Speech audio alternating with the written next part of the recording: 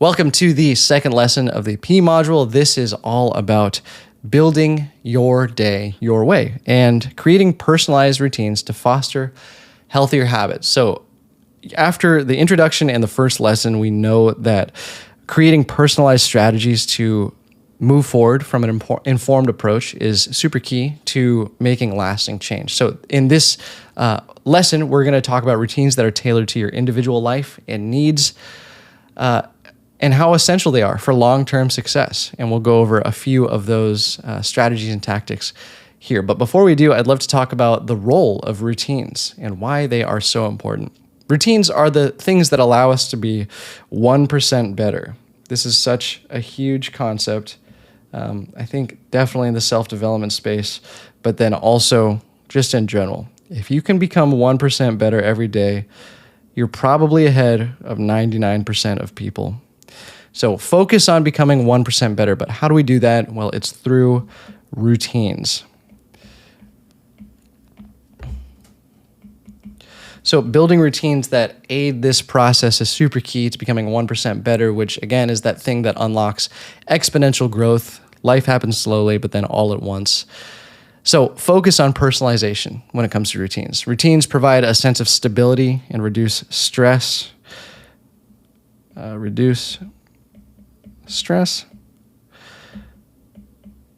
Stability is a huge part. And they foster a sense of purpose and direction. I think routines are an amazing thing to have, but it's also a very slippery slope when it comes to implementing routines into your own life. And I have experience with this as well.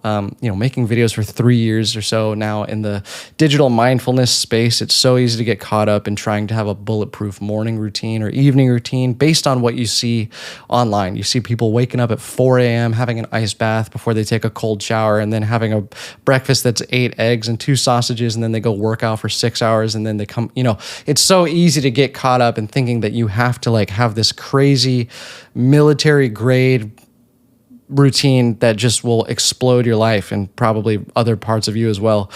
That's not the case. Routines should fit into your schedule and align with your personal wants and needs. That's something that I've been not struggling with, but just sort of recognizing more recently, and just thinking about what my goals are and what systems that I want to build, and how can I build routines that foster a sense of calm and reduce stress, but then also aid me on my journey towards digital mindfulness and then the business goals and personal goals that I have. So it's not about waking up at 2 a.m. and then going to bed at 4 p.m. and doing something crazy in the morning and something insane in the evening. It's about implementing these in a personal way to your life. And I just want to empower you to do that and to understand that that is not only okay, but what you should be doing. And it doesn't matter even what my routine is or what my morning routine or evening routine looks like or how it makes me feel. The importance here is routines in general. And moreover, developing your own routine that aligns with your goals and who you are as a person. And remember that routines help us be 1% better. With that being said, here are some ideas for a morning and an evening routine that you are more than welcome to implement, take bits and pieces of, but it's more of a starting point for some tenets of your morning routines. You can draw from these and build off of them and use them as your starting point if you'd like. You don't have to use every single one, but a solid selection of these should be integrated into your routines, I believe. So first one that I've been doing, we'll go over the morning routine here first, is waking up without your phone. I have been trying to leave my phone in a different room. I do use it to track my sleep, which I find very important.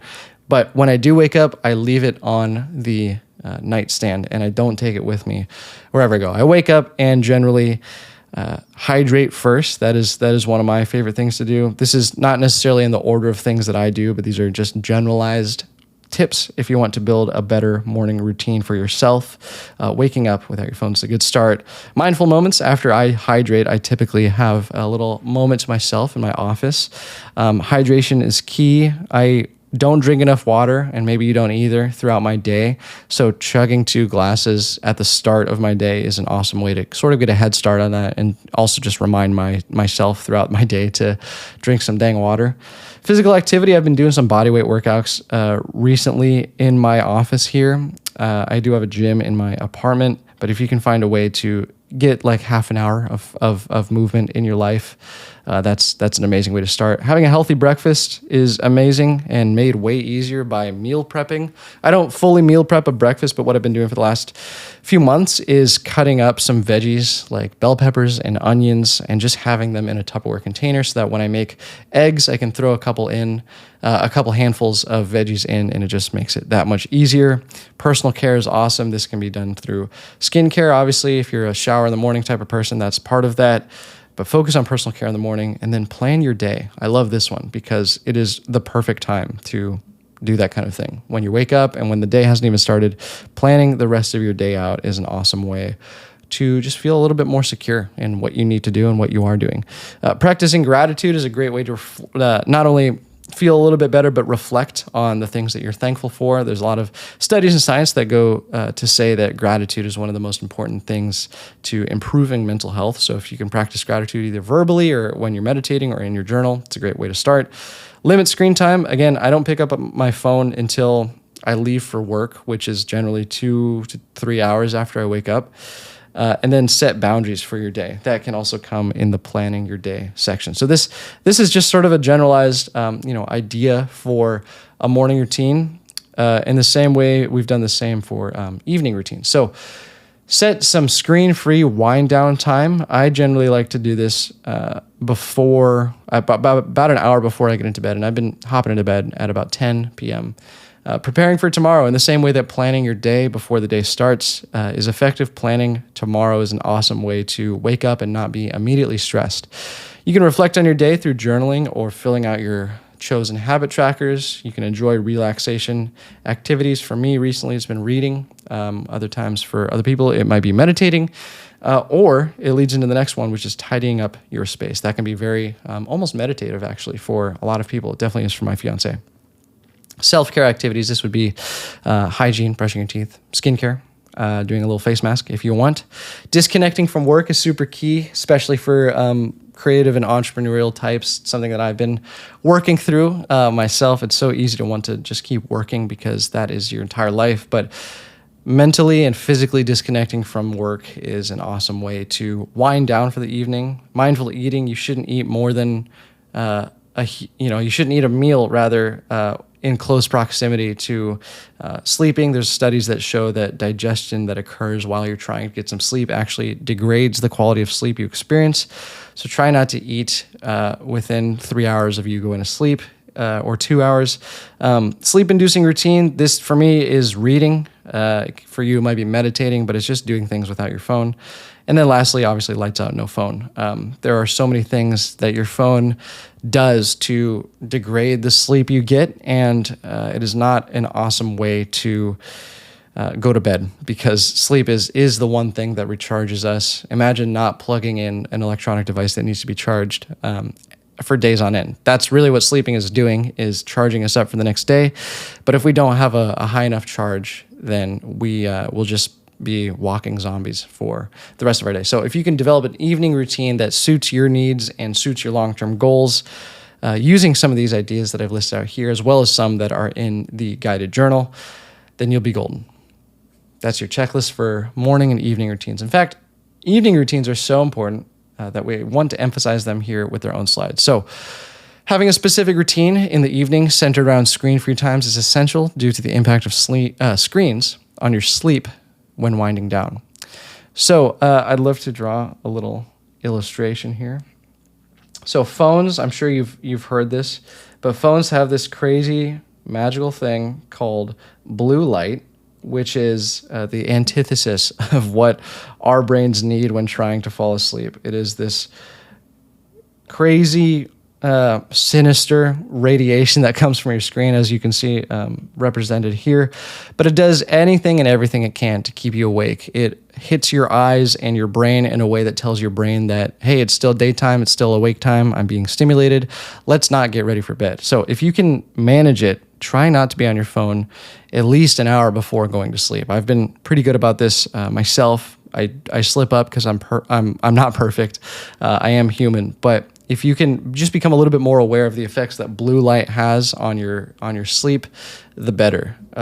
Sleep is so important, as I just mentioned in the last slide. It is the thing that recharges us the best for our day. So if you can prioritize getting good sleep, then you will pretty much be unstoppable. Don't quote me on that, but I'm pretty sure the more sleep you get, the better you feel. So why a good evening routine is important? You have to understand the impact of screens on sleep quality and overall well-being. Evening routines create boundaries between the digital world and personal time. I personally love engaging my evening routine because I know that it means I will have a better experience when it comes to sleeping, and it just gets me ready to relax and recharge. So identifying activities that promote relaxation in your own life, for example, reading or meditation, are super key to building and prioritizing an evening routine. Disengagement from digital devices, of course, we just talked about that. Set a specific time to start the routine and gradually begin winding down towards bedtime. For me, it is no less than an hour before bed. A lot of times it'll be an hour and a half or 2 hours before bed that I'll just sort of start getting into a sleepy kind of mode. And I don't even want to be scrolling social media because I just sort of want to lean into and experience that zone that I'm in. Employ mindfulness practices like meditation, journaling, or reading physical books. And then utilize tech-free zones. I think your bedroom should be as tech-free as possible. If you track your sleep, that's a whole nother thing, but take TVs out of your room. When you step in your room, recognize it as a tech-free zone and really understand how important that is to your own life and the improvement of your sleep, because that is the one thing, again, that charges us up for the day. So build an evening routine and begin to prioritize it. Evening routines help enhance productivity and focus during the day. And that is the entire goal of pretty much everything we're doing here, is to be more productive and be less stressed and be more happy. So prioritize your evening routine. Here's some tips for minimizing screens before bed. Seems like a simple task, but you, based on the fact that you're watching this, maybe know that it's not as easy as we all want it to be. So if there's one thing from this lesson that you integrate into your evening routine, it is a digital curfew. A digital curfew is the time that you put your phone completely away, turn it off, or just get it out of sight, out of mind, and just stop looking at it. Stop looking at the blue light radiating off your screen. So part of the digital curfew would be something like dimming lights, just sort of priming yourself, getting ready for sleep. Turning on do not disturb mode if you must be on your phone. Do not disturb is huge, and it's built in, again, to our devices. Turning on night shift, again, if you must be on your phone. Night shift does an okay job of changing the color temperature of your screen so that it's not so abrasive to the eye. Night shift here. Read a book. It's a great one. If I want to fall asleep fast, I'll pick up a good book. And it's not that I'm bored. It's just that my brain is so used, and your brain too probably, is so used to just being stimulated constantly that slowing down and reading actual words on a page is not stimulating enough, and you just want to fall asleep. Lastly here, I'll put journal. There's so many things that you can do instead of scrolling your phone. These are just a few, but go back through the course. Meditation is a huge one. I'm running out of room. But really prioritize this idea of a digital curfew because of how important sleep is. And if you can minimize screens enough before bed, you will do nothing but help yourself be more rested and productive, ultimately, at the end of the day. No pun intended. So minimize screens before bed, super, super important. Now that we've put our phone addiction to bed, no pun intended, let's learn why patience is key to a system that works. So that was that lesson. That was your day, your way. Hope you got something out of it. Hope you have some ideas of how to build some routines and systems that will last. But before you go, reference the journal, open up to the section, your day, your way, and fill out the morning, midday, and evening routine builder based on some ideas that you saw here. But then also feel free to freestyle it and go off on your own tangent, find things that you want to prioritize that align maybe better with your goals with digital mindfulness and productivity, and put them into practice, because once they're there, you have no choice but to enact them. In the next lesson, we'll talk about how important patience is and the role it plays in your own journey towards digital mindfulness. So thank you for being here. I'm just going to say it. I love you. Thanks for being here, and I'll see you in the next lesson.